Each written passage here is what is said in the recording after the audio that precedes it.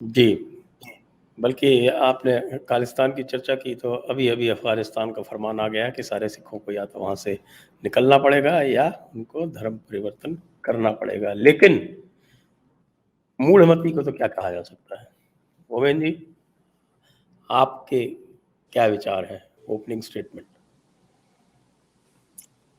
Sir, Hindu hatred इतनी deeply ingrained है इस समाज के अंदर, और मदरसों के अंदर सतत यही पढ़ाया जा रहा है कि एक खिलाफत होगी जहां हम सब एक होंगे। यद्यपि प्रमाण उसके बिल्कुल विपरीत हैं।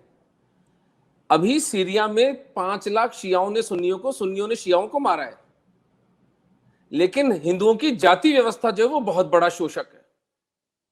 नैरेटिव ये चलाया जा रहा है। और जो हिंदू घृणा है वो मैं तो धन्यवाद देता हूं। मैं राजेश जी से थोड़ा सा अपना भिन्न मत रखता हूं।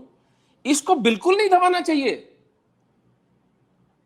जितना ये बोलेंगे उतना हम जैसे हिंदुओं का काम सरल होता जाएगा। आपके मेरे जैसे हिंदू तो गत 10 वर्षों से भौंक रहे हैं, जागे क्या हिंदू। जब वो इस्लामिक स्टेट की वो आरी भौंकना चला के मत बोलिए गर्दनें साहब, काटते हुए गुर्राना वीडियो, बोलिए, दाड़ना बोलिए, ये भौंकना शब्द नहीं उचित है। मतलब मेरे कहने का मतलब कि आई एम सॉरी अगर वो आपकी सेंसिबिलिटीज हर्ट हुई हो, कि हम बोले चले जा रहे हैं।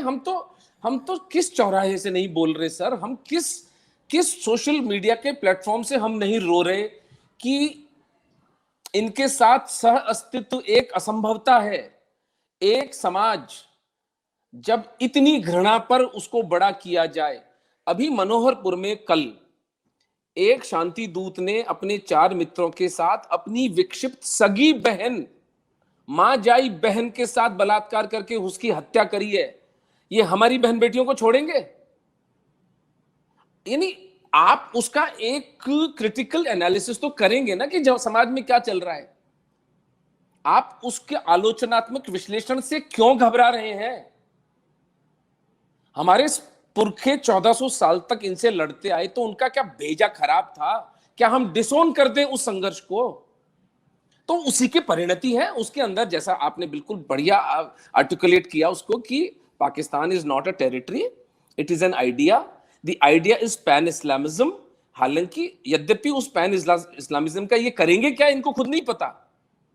ये एक ऐसा बैक्टीरिया की तरह है, जैसे जो बैक्टीरिया होता है अंतिम, जब मनुष्य 80 साल का हो गया और उसे मल्टीपल ऑर्गन फेलियर की तरफ जब जाके इन्फेक्शन से डेथ होती है, तो जब वो मनुष्य मर जाता है तो वो बैक्टीरिया भी मर जाते हैं। वो थोड़ी जीवित रह सकते हैं। जो उनका होस्ट बॉडी चली गई तो वो बैक्टीरिया भी गया। ये पूरा समाज उस तरह का समाज है कि ये जब सब चलिए सब कन्वर्ट हो जाते हैं, फिर क्या होगा? फिर शांति हो जाएगी। क्योंकि दिन शांति तो उस दिन होगी जिस दिन जजमेंट डे होकर के जन्नत और दोजख का फैसला होगा। यानी पूरा विश्व जब तक राख का ढेर नहीं बन जाता तब तक ये चलेगा ऐसे ही। तो मैं तो राजेश जी की बात से इसमें मैं कहता हूं, जितना ये चिल्ला रहे हैं, जितना ये सेलिब्रेट कर रहे हैं, जितने ये सिखों को बोल रहे हैं कि धर्मांतरण करो या देश छोड़ो, उतना हमारा काम सरल होता जा रहा है। आपका काम तो सरल होता जा रहा है, लेकिन वो काम क्या है इसको तो डिफाइन करना पड़ेगा ना। कि ऐसे ही आप जो है इसको माने कि हाँ सरल हो गया, लेकिन वो अंततः जो कार्य है जिसका बीड़ा उठाना है वो कार्य तो परिभाषित करें। स्टार्टिंग विथ आर्थिक बहिष्कार के साथ हम स्टार्ट करें कि जो समाज अपने आय का एक हिस्सा हिंदुओं की हत्या के लिए और उनके आर्थिक शोषण के लिए हलाल इकोनॉमी के द्वारा रख रहा है, उसको हम कम से कम फंडिंग ना करें। पूरा का पूरी एक कैंपेन चलनी चाहिए हलाल इकोनॉमी के विरोध में।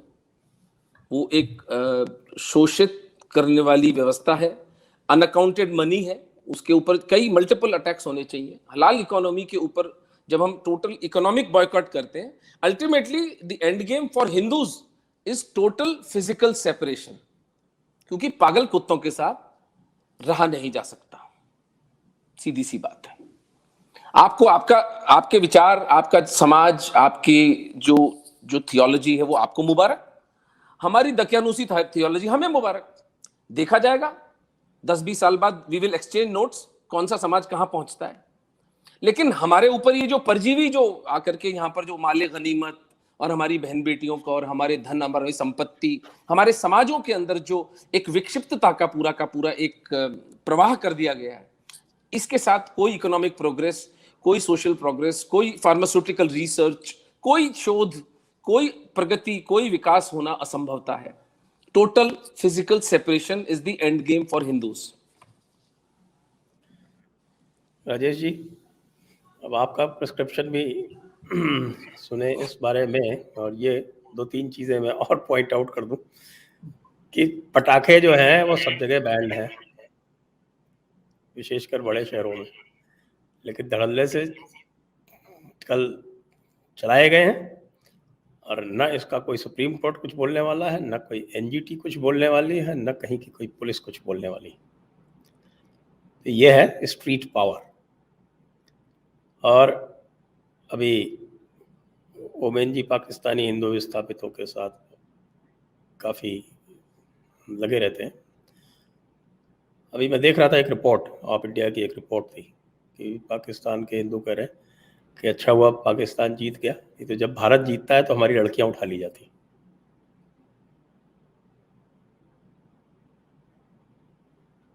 जी देखिए, मतलब वो पाकिस्तान के हिंदुओं वाला भी जो हाल ही में इन लोगों ने एफिडेविट दिया है, पता नहीं किस मिनिस्ट्री ने एफिडेविट दिया सुप्रीम कोर्ट के अंदर, हो सकता है कि अर्बन डेवलपमेंट मिनिस्ट्री ने दिया हो एफिडेविट कि साहब हम उनको बिजली सप्लाई नहीं दे सकते क्योंकि वो लोग गैर कानूनी तरीके से वहां रह रहे हैं। इतने साल से सारे हिंदू एक्टिविस्ट वहां लगे हुए हैं और सब कुछ है, इसके बावजूद भी एक मिनिस्ट्री, वो मिनिस्टर की वजह से, अब उस मिनिस्ट्री के बाबू की वजह से वो हुआ कि उन्होंने कहा कि साहब हम इनको बिजली पानी हम कनेक्शन नहीं दे सकते हिंदुओं को। अब वो जैसे सीए का तो पूरी तरह सीए का तो मजाक हो चुका है। आपने कानून लगा दिया, सीए लगाने के बाद उसको बिठा दिया वहां पे, ठप कर दिया उसको, उसमें फिर आगे कुछ हुआ नहीं क्योंकि 2-4 जगह आंदोलन शुरू हो गए, उन आंदोलनों को आपने दबाया नहीं। और आपके मिनिस्टर जाके आपका जो एजी जो जाके दे देता है सुप्रीम कोर्ट में, हाई कोर्ट में, हर जगह जो एफिडेविट दे देता है, इस तरह के एफिडेविट दे देता है, तो आपकी संवेदना कहाँ है? तो हिंदुओं के प्रति कोई संवेदना नहीं है, हिंदू त्योहारों के प्रति कोई संवेदना नहीं है, और ये यहाँ बम फोड़े, कुछ भी करें, इतने संवेदनशील हो जाते हैं लोग। और अब तो हम लोग तो सिखों को अपना ही हिस्सा मान के चलते हैं ना, और भी मान के मैं चलता हूं उनको अपना हिस्सा। लेकिन आपने तो खुद ही ऐसा सेपरेशन कर दिया, दिखा दिया कि साहब मुसलमानों की कोई समस्या होगी उसके प्रति हम संवेदनशील हैं, सिखों की समस्या के प्रति भी संवेदनशील हैं, हिंदुओं की समस्या के प्रति हमारी संवेदना मर जाती है, हमारे एडमिनिस्ट्रेशन की संवेदना बढ़ जाती है, हमारे नेतृत्व की संवेदना बढ़ जाती है। बड़ा विचित्र है।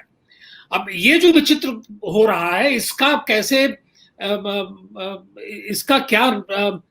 इसको कैसे ठीक किया जाए, उसका क्या समाधान हो, ये सोचने की आवश्यकता है। बड़ा विचित्र, मतलब कि आप देखिए, उसमें भी उन्होंने घालमेल हमेशा करते रहते हैं। सीएए में भी उन्होंने जानबूझ के जोड़ा था ये सब, उन्होंने जानबूझ के क्रिश्चियंस को उसमें जोड़ा था कि चलो कम से कम वहां शोर शराबा नहीं होगा, लोग चुप लगा के बैठ जाएंगे, लोग कहेंगे कि चलो हमारे पास एक आर्गुमेंट रहेगा कि देखिए हमने केवल हिंदुओं के लिए नहीं किया है। यह आर्गुमेंट लेके आप वैसे ही आप डिफेंसिव थे शुरू में ही, अब जब वो सड़क पर उतर रहा है फिर भी आप कुछ करने के लिए तैयार नहीं है। तो आप कोई भी कानून बना रहे हैं, अब इस देख लीजिए कि जब से ये 2019 की इतनी बड़ी बहुमत के साथ आई सरकार है, जितने भी कानून उन्होंने बनाए, धारा 370 की भी जो इन्होंने हालत की हुई है, आप सब लोग देखते हैं, रात दिन आप लोग उसके बारे में चर्चा करते रहते हैं, वो सारे कानून ठप पड़े हैं। 2014 में तो ये जो कानून उन्होंने बनाया वो सर्वसम्मति से सारे कानून इन्होंने बनाए थे 2014 में, लेकिन 2019 में 303 और 352 का बहुमत लेने के बाद भी जो कानून बना रहे हैं वो सब ठप हो जा रहे हैं, ठंडे बस्ते में चले जा रहे हैं। और कानून ठंडे बस्ते में चले गए, फिर भी आंदोलन चल रहे हैं और उन आंदोलनों के ऊपर कुछ नहीं किया जा रहा है। तो उसमें होता यह है कि ये एनकरेज हो रहे हैं, आप इनको एम्बोल्डन कर रहे हैं। आपने अपनी दिखा दिया है कि डोमेस्टिक इश्यूज के अंदर जो है आप बकरी बन के बैठे रहेंगे, और इसकी वजह से एडमिनिस्ट्रेशन का कोई भय इनके मन के अंदर नहीं है। जो भय शुरू में मोदी जी के आने की वजह से हुआ था कि अरे गुजरात में ये हो गया वो हो गया, वो भय भी अब धीरे धीरे खत्म हो रहा है। जुडिशरी के अंदर तो कोई भय ही नहीं है इस सरकार का और पार्लियामेंट्री मेजोरिटी का। तो आपने ऐसा एक समाज बना दिया, भाषण आप जाके दे देते हैं चाइना बॉर्डर पे कि भय बिन हो ना प्रीत, और यहाँ आपने सारा भय जो है उसका बरकरार कर दिया। तो ये सड़क पे उतर के क्या आपके घर के सामने आके बम फोड़ेंगे और सब कुछ करेंगे और ये लोग ताकते रहेंगे। और यही हुआ ना बंगाल में, तो यही हुआ। तो ये इस तरह की निष्क्रियता और इस तरह का जो हो रहा है उसमें स्थितियां और बद से बदतर होती चली जाएंगी। और उमेश जी सही कह रहे थे कि अगर हो रहा है तो उसमें लोग तो जाग रहे हैं, उसकी वजह से लोग देख रहे हैं, हम सब लोग इसको सर्कुलेट करते ही हैं, सारी चीजें घूमती हैं, तो हमारी सजगता तो बढ़ेगी, इसमें कोई संदेह नहीं है। लेकिन सजगता बढ़ने के साथ साथ एक ऐसी परिस्थिति आएगी कि एक युद्ध की परिस्थिति आएगी। मैं बता रहा हूं, कन्फ्रंटेशन होना ही होना है, क्योंकि आपने स्थिति ऐसी बना दी है कि अब जो है उनको अगर आपको दबाना होगा तो बहुत ही मैक्सिमम फोर्स का इस्तेमाल करना पड़ेगा, क्योंकि आपने उनको बिलिजरेंट बना दिया। उनको लगता है कि यार कुछ भी करके निकल जाएंगे। ये लोग तो हिंदू तो बनिए हैं, जो शुरू से कहा करते थे हमेशा पहले भी, उनको हिंदुओं का शत्रुत्व तो नहीं पता था, जो भी आपने बताया कि यूपी बिहार के लड़कों ने दिखाया। तो ये सबसे बड़ी समस्या है। इसको इसलिए मैं समझता हूं कि अगर मान लीजिए राष्ट्र के पर्सपेक्टिव से अगर हम इसको देखते हैं तो जो हमारे जो इस्लामिस्ट हैं, और मैं मुसलमान शब्द का इस्तेमाल इसलिए नहीं कर रहा हूं क्योंकि कई राष्ट्रवादी मुसलमान हो सकते हैं, लेकिन जो इस्लामिस्ट हैं इनका मन और बढ़ेगा। उनको लगेगा कि डोमेस्टिक इशू पर हम इनको कॉर्नर कर रहे हैं, हम इनको पीछे धकेल दे रहे हैं और ये चुप लगा जा रहे हैं। और जितना आप पीछे अब जा रहे हैं, आपने वो चर्चा की ना कि अमित शाह जी गए वहां कश्मीर में, वहां जाके सूफी परंपरा और क्या क्या भाषण देने लगे। एक अक्षर नहीं जानते हो सूफीज्म का, एक अक्षर नहीं जानते हैं। कहा जाए कि चर्चा करिए कंपैरेटिव रिलीजन के ऊपर, तो कुछ नहीं कर सकते हैं चर्चा। हिंदुइज्म के ऊपर भी कोई जम के चर्चा नहीं कर सकते हैं, लेकिन वहां जाके सूफीज्म झाड़ रहे हैं, क्योंकि एक बार अटल जी जाके झाड़ के चले आए थे। अटल जी ने पार्लियामेंट में सूफीज्म झाड़ दिया था, कश्मीरियत झाड़ दिया था। तो ये सब झूठ जो आप बोल रहे हैं अपने आप से, और सामने वाला देख रहा है कि आप अपने आप से झूठ बोल रहे हैं और आप जो है उनको भी झूठ बोल रहे हैं, तो झूठ के आधार पर कोई संबंध आप बना सकते हैं क्या? तो यथार्थ के धरातल पे आके सोचिए। होम मिनिस्टर हैं आप प्रधानमंत्री नहीं है देश के। प्रधानमंत्री तो इमोशनल भी हो सकता है, कुछ भी हो सकता है भाई। होम मिनिस्टर को प्रैक्टिकल होना चाहिए, इसीलिए इनको होम मिनिस्टर बनाया गया कि पूरे प्रैक्टिकल होंगे, और वहां जाके जो है कश्मीरियत और सूफीज्म और उसके ऊपर भाषण दे रहे हैं बिना जाने बुझे समझे।